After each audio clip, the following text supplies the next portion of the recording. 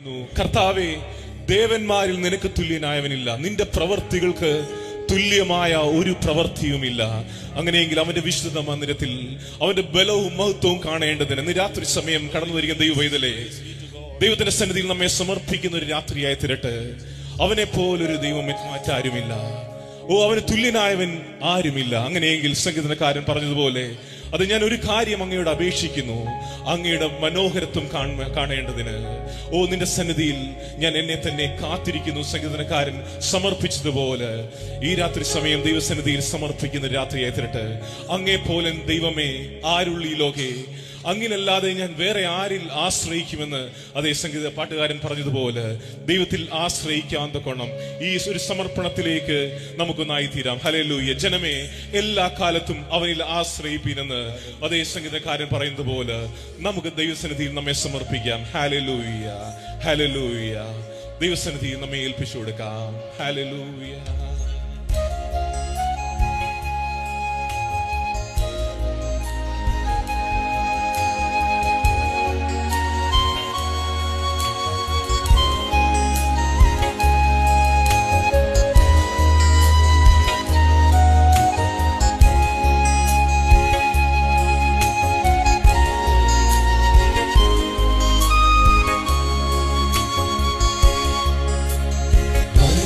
പോലെ